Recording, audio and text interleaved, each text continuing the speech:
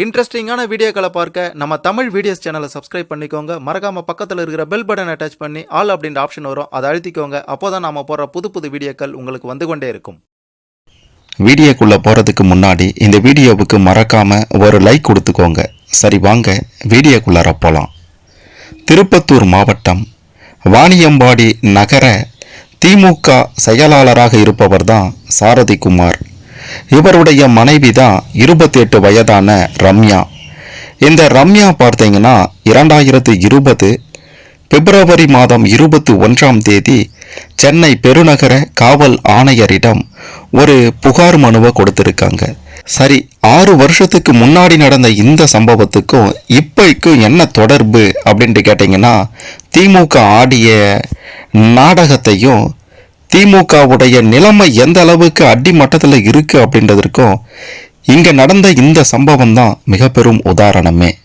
சரி, என்னதான் நடந்தது அப்படின்ட்டு கேட்டிங்கன்னா, அவங்க கொடுத்த அந்த புகார் மனுவில் என்ன இருக்கு, இவங்களுக்குள்ளார அப்படி என்னதான் பிரச்சனை அப்படின்னா, சென்னை அடையாரை சேர்ந்தவங்க இந்த ரம்யா. இவங்களுக்கு 28 வயதாகுது. இவங்களுடைய சொந்த ஊர் காஞ்சிபுரம். வாணியம்பாடியில் தங்கி 7ஆம் வகுப்பு வரைக்கும் படிச்சிருக்காங்க.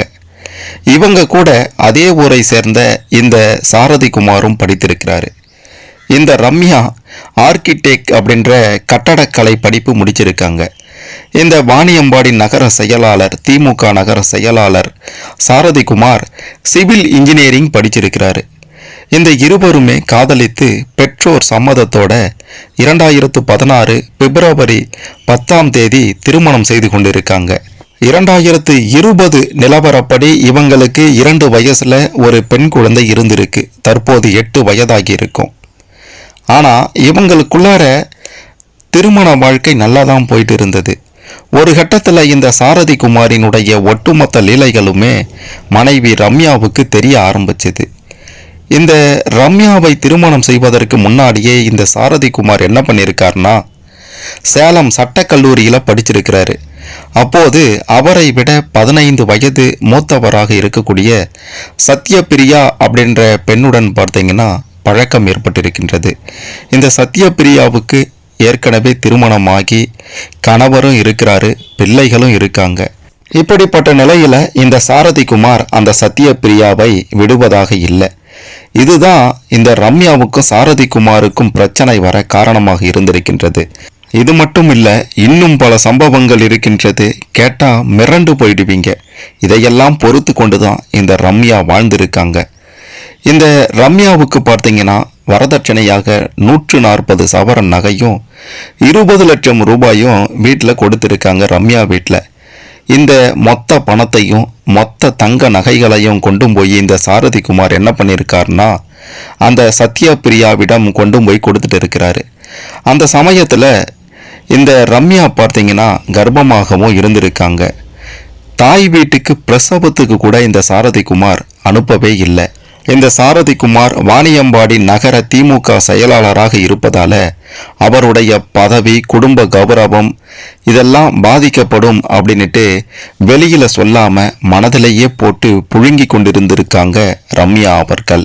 பிரசவம் கூட இந்த சத்யபிரியாவுடைய வீட்டில தான் நடந்திருக்கின்றதாம். அங்கு இருக்க பிடிக்காம 2 நாள்ல திரும்பவும் பிரசவம் நடந்த கையோட வாணியம்பாடிக்கு வந்திருக்காங்க. அந்த சத்யபிரியா வீட்டில் கணவர் சாரதி குமாரும் சத்யபிரியாவும் அடித்த லூட்டியை பார்த்து இவங்க மனம் நொந்து போயிருக்காங்க. இது மட்டும் இல்லை, அந்த சத்யபிரியாவுக்கு பல தவறான பெண்களுடன் பார்த்தீங்கன்னா பழக்கம் இருந்திருக்கின்றது. இதில் முக்கியமாக நாம் பார்க்க போகிறது, இந்த சாரதி குமாருக்கும் சத்யபிரியாவுக்கும் எப்படி பழக்கம் ஏற்பட்டது, இவங்க 2 பேரும் சேர்ந்து கொண்டு அந்த ரம்யாவுக்கு எந்த அளவுக்கு தொல்லைகளையும் கொடுமைகளையும் சித்திரவதைகளையும் பண்ணியிருக்காங்க அப்படின்ட்டு கேட்டிங்கன்னா மிரண்டு போயிடுவீங்க. அதாவது இந்த ரம்யா பார்த்தீங்கன்னா வாணியம்பாடியில் அவங்களுடைய பாட்டி வீட்டில் தங்கி படித்திருக்காங்க. 7ஆவது படித்து கொண்டு இருக்கும் போதே இந்த சாரதி பார்த்தீங்கன்னா அந்த ரம்யா பின்னாடியே சுற்றி வந்திருக்கான். 11ஆவது படிக்கும்போது அவருடைய அந்த சாரதியுடைய காதலை ஏற்றுக்கொண்டிருக்காங்க ரம்யா.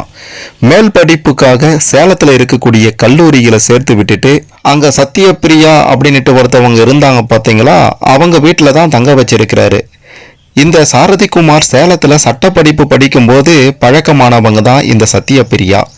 இந்த சாரதியை விட 15 வயது பெரியவங்க இவங்களுக்கு திருமணமாக்கி 2 பிள்ளைகளும் இருக்கு, கணவனும் இருக்காரு.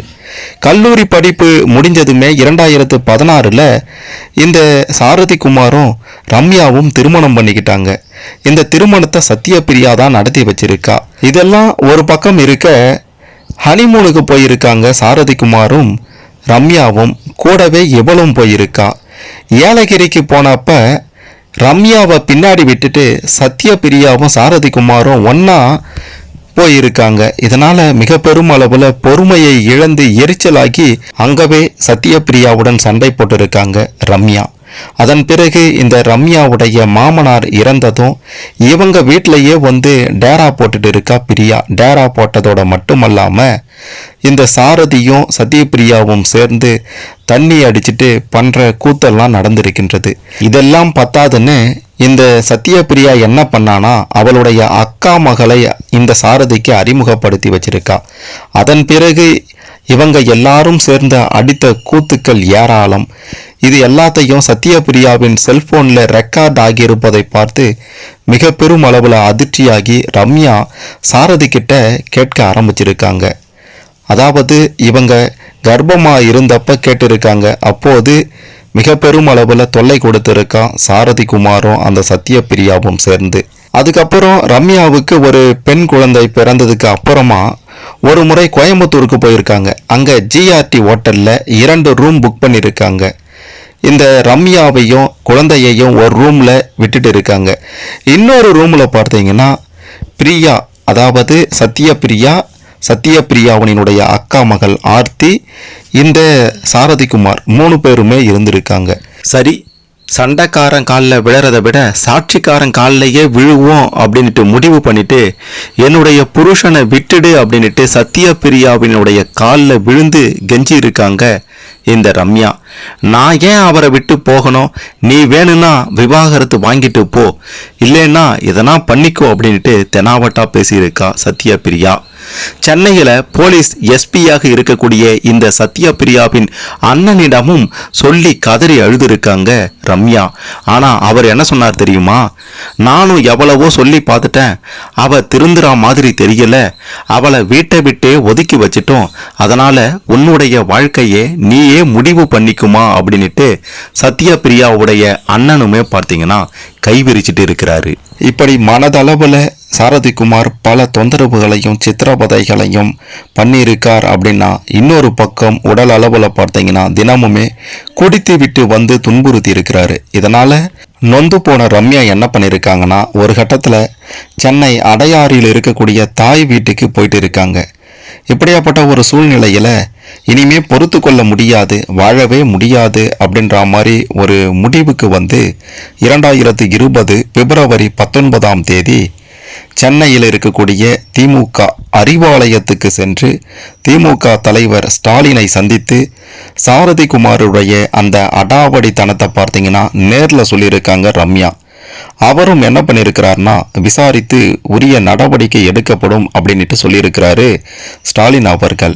அறிவாலயத்தை விட்டு வெளியே வந்த உடனேயே சாரதி அங்க மிக பெரும் அளவில் அவமானப்படுத்தி மிரட்டலும் விடுத்திருக்கிறாரு. இதன் காரணமாகத்தான் அவர் மீது நடவடிக்கை எடுக்கணும் அப்படின்ட்டு சொல்லியிருக்காங்க ரம்யா அவர்கள். இது பற்றி அந்த சாரதிக்குமார் என்ன சொல்லியிருக்கிறார்னா, அரசியல் காழ்ப்புணர்ச்சி காரணமா இந்த புகாரை அவங்க கொடுத்திருக்காங்க. அந்த புகாரை நீங்க படித்து பார்த்தாலே அவங்க கூறுவதில் உண்மை இல்லை என்பது தெளிவாக தெரியும். இவ்வளவு கொடுமைகளை பொறுத்து கொண்டு வாழ்ந்தேன் என அவங்க சொல்றது எல்லாமே கட்டுக்கதை. அவங்க சொல்றது போல யாராவது நடந்து கொள்வாங்களா? விவாகரத்து தொடர்பாக நீதிமன்றத்தில் வழக்கு நடந்து கொண்டிருக்கு அப்படின்ற மாதிரிலாம் இந்த சாரதிக்குமார் முட்டு கொடுத்திருக்கிறாரு. அதாவது தாம் பண்றதுல தப்பே இல்லை, எல்லா தப்பும் அந்த ரம்யா தான் பண்ணியிருக்கா அப்படின்ற மாதிரி அப்பாவி பெண் மீது, அப்பாவி மனைவி மீதே ஒட்டுமொத்த பழியையும் தூக்கி போட்டிருக்கிறாரு இந்த சாரதிக்குமார். அந்த சத்யபிரியாவுடன் இருந்த போட்டோ, வீடியோ, அது மட்டும் இல்லாமல் ஆடியோ அப்படின்ட்டு பல ஆதாரங்களையுமே இந்த ரம்யா கொடுத்திருக்காங்க. அந்த சாரதிக்குமார் பார்த்தீங்கன்னா அந்த சத்யபிரியா கூட மட்டுமல்ல, இன்னும் பல பெண்களுடன் பார்த்தீங்கன்னா அவருக்கு பழக்கம் இருக்கின்றது. அதற்கான ஆதாரத்தையும் கொடுத்திருக்கிறாரு. இது எல்லாம் தெரிந்து கொண்ட ரம்யா இனி வாழவே முடியாது அப்படின்ற நிலையில தான் பொறுத்து பார்த்து தற்போது சட்டப்படி நடவடிக்கை எடுக்கணும் அப்படின்ட்டு கதறி அழுது கொண்டு இருக்காங்க. ஒரு பெண் பிள்ளையை வைத்து கொண்டு ஊதாரியான இந்த சாரதி குமாரால ஒட்டுமொத்த வாழ்க்கையையும் தொலைத்து நிற்கிறாங்க ரம்யா அவர்கள். இதுல இன்னொரு முக்கியமான விஷயம் என்ன அப்படின்ட்டு பார்த்தீங்கன்னா, இந்த சாரதி குமாருக்கும் ரம்யாவுக்கும் திருமணத்தை முன்னின்று நடத்தி வைத்ததே மு.க. ஸ்டாலின் அவர்கள் தான் அப்படின்றதும் குறிப்பிட வேண்டிய விஷயம். மிக மிக முக்கியமான விஷயம் இன்னொன்னு இருக்கு. இந்த சாரதி குமார் இந்த விவகாரத்துல மட்டும் இல்லை, பெண் விவகாரம், கள்ள தொடர்பு, முறைகேடு, நில அபகரிப்பு அப்படின்ட்டு ஏகப்பட்ட வழக்குகள் இவர் மீது இருக்கின்றது அப்படின்றதும் குறிப்பிட வேண்டிய விஷயம். அதே மாதிரி இவ்வளவு சம்பவங்கள் நடந்திருக்கு. இதுல திமுக போட்ட நாடகத்தையும் திமுக பண்ண கேவலமான வேலையையும் கேட்டீங்கன்னா ஆடி போயிடுவீங்க. இப்படியெல்லாம் பிரச்சனை ஓடிக்கொண்டிருந்ததால திடீரென தன்னுடைய நகர செயலாளர் பொறுப்பை இந்த சாரதி குமாரே ராஜினாமா செய்துட்டாரு. அவர் என்ன சொல்லியிருந்தார்னா, குடும்ப சூழ்நிலை காரணமாக தன்னை பொறுப்பிலிருந்து விடுவித்துக் கொள்வதாக தெரிவித்திருந்தாரு. கட்சி சார்பாகவும் இது தொடர்பாக ஒரு அறிவிப்பு வெளியாகியிருந்தது. 24/2/2020 அந்த அறிவிப்பு வெளியானது. தலைமை கழக அறிவிப்பு அப்படின்ட்டு. வேலூர் மேற்கு மாவட்டம் வாணியம்பாடி நகர கழக பொறுப்பாளர் வி.எஸ். சாரதிகுமார் குடும்ப சூழ்நிலை காரணமாக தனது பொறுப்பிலிருந்து விடுவித்துக் கொள்வதாக தெரிவித்ததன் காரணமாக அவர் அப்பொறுப்பிலிருந்து விடுவிக்கப்படுகிறார். நகர கழக பணிகள் செவ்வனே நடைபெற பொறுப்பாளர் விரைவில் அறிவிக்கப்படுவார் அப்படின்ட்டு அப்போதைய பொதுச் செயலாளர் க. அன்பழகன் அவர்கள் பார்த்தீங்கன்னா அறிவிப்பு வெளியிட்டிருந்தாரு. அதே மாதிரி இந்த சாரதி குமாருக்கு நேர் எதிரியான வேலூர் மேற்கு மாவட்ட திமுக வழக்கறிஞர் அணி அமைப்பாளர் ஏ.சி. தேவகுமாரும் பொறுப்பிலிருந்து அப்போதே நீக்கப்பட்டார். இதற்கு என்ன காரணம் அப்படின்ட்டு கேட்டிங்கன்னா, இந்த சாரதி குமாரும் தேவகுமாரும் ஒரே சமூகத்தை சேர்ந்தவங்க. அது மட்டும் அல்லாமல் மாமன் மைத்துனர் முறையில் ரொம்ப நெருக்கமானவங்க. சாரதி குமாரின் திருமணத்தை முன்னின்று நடத்தியவர்களில் இந்த தேவகுமாரும் மிக முக்கியமான ஒருத்தர். இப்படி இருக்கும்போது தான் இந்த சாரதி குமாரினுடைய கேடுகட்ட அயோக்கிய தனங்கள் எல்லாம் வெளியே வந்ததும் இவங்க 2 பேருக்குள்ளாரவும் பிரச்சனை ஏற்பட ஆரம்பித்திருக்கின்றது. இதன் காரணமாக அந்த தேவகுமாரையுமே பார்த்தீங்கன்னா பொறுப்பில் இருந்து நீக்குவதாக தலைமை கழகம் அறிவித்திருந்தாங்க. இந்த சாரதி குமாரினுடைய மனைவி ரம்யாவுக்கு இந்த தேவகுமார் உதவி இருக்கிறாரு. அந்த பெண்ணுக்கு நாம ஒரு நல்லது பண்ணணும் அப்படின்னுட்டு. அதன் பிறகுதான் இவருடைய ஏற்பாட்டின் பெயர்ல தான் இந்த ரம்யா அறிவாலயத்துக்கு சென்று மு.க. ஸ்டாலினை சந்தித்து புகார் கொடுத்தாங்க. ஆனா தற்போது இவரும் நீக்கப்பட்டிருக்கிறாரு. என்ன காரணம்னா, இந்த சாரதி குமாரை கட்சியில விட்டு கொடுப்பதாக இல்லை, அவருக்கு ஆதரவாக ஒரு அறிவிப்பை தலைமை கழகம் அறிவித்திருந்தாங்க. வேலூர் மேற்கு மாவட்ட வழக்கறிஞர் அணி அமைப்பாளர் ஏ.சி. தேவகுமார் அவர்கள் அவர் வகித்து வந்த பொறுப்பிலிருந்து விடுவிக்கப்படுகிறார் அப்படின்ட்டு தலைமை கழகம் அறிவிப்பு வெளியிட்டிருந்தாங்க. சரி, இப்படி ஒரு மோசமான சம்பவம் நடைபெற்றிருக்கின்றது. அவரே ராஜினாமா பண்ணிட்டாரு அந்த சாரதி குமாரே, நான் கட்சியிலிருந்து விலகிக்கிறேன் அப்படின்ட்டு. இதில் தற்போது என்ன நடந்திருக்கின்றது அப்படின்ட்டு கேட்டிங்கன்னா, இன்னைய தேதிக்கு வாணியம்பாடியினுடைய திமுக நகர செயலாளர் இந்த சாரதி குமார் தான். அன்னைக்கு ராஜினாமா பண்ணிட்டாரே, அதன் பிறகு இவர் எப்படி வந்தாரு, இந்த அளவுக்கு மோசமான வேலைகளை செய்திருக்கிறாரே, கட்சியில் இவரை எப்படி மீண்டும் சேர்த்தாங்க அப்படின்றது உங்களுக்கு பேரதிர்ச்சியாக இருக்கும். இதற்கு பின்னாடி தற்போதைய திமுக பொதுச் செயலாளரும் அமைச்சருமாக இருக்கக்கூடிய துரைமுருகனும் அவருடைய மகன் எம்பியாக இருக்கக்கூடிய கதிர் ஆனந்தும் தான் காரணம். இங்க என்ன நடந்தது அப்படின்ட்டு கேட்டிங்கன்னா, கட்சியிலிருந்து நான் ராஜினாமா செய்கிறேன் அப்படின்ட்டு சாரதி குமார் விலகிட்டாரு. தலைமை கழகமோ நீக்கப்படுவதா அறிவிப்பு வெளியிட்டுட்டாங்க. உடனடியாக திமுக நிர்வாகிகள் இந்த சாரதி குமாருக்கு ஆதரவாக துரைமுருகனை போய் சந்தித்திருக்காங்க. மீண்டும் சாரதி குமாருக்கு பொறுப்பு வழங்கணும் அப்படின்ட்டு.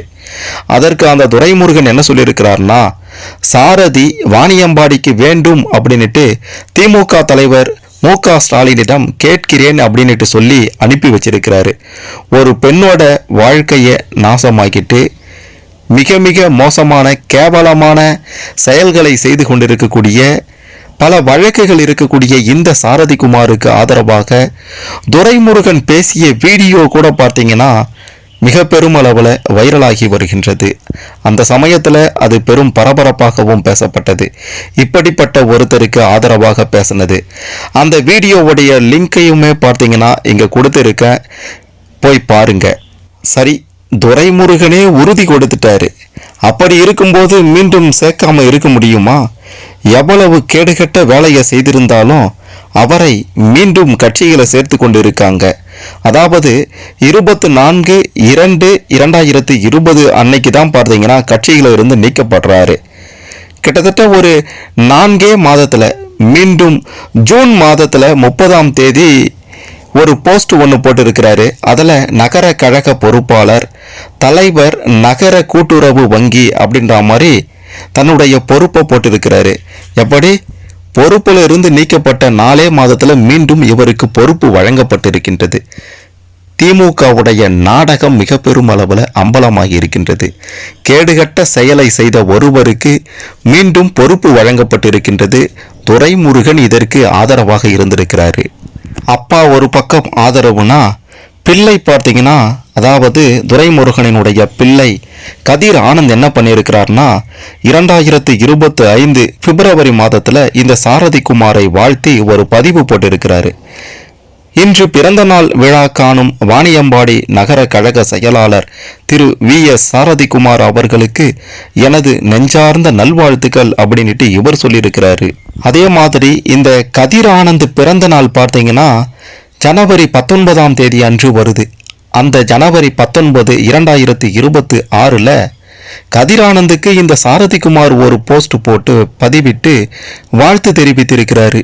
இப்படி அப்பாவும் மகனும் சேர்ந்து ஒரு குடும்பத்தையே, தன்னுடைய சொந்த குடும்பத்தையே, சொந்த மனைவியின் வாழ்க்கையையே நாசமாக்கிய ஒருவருக்கு மீண்டும் முக்கிய பொறுப்பை வாங்கி கொடுத்திருக்காங்க.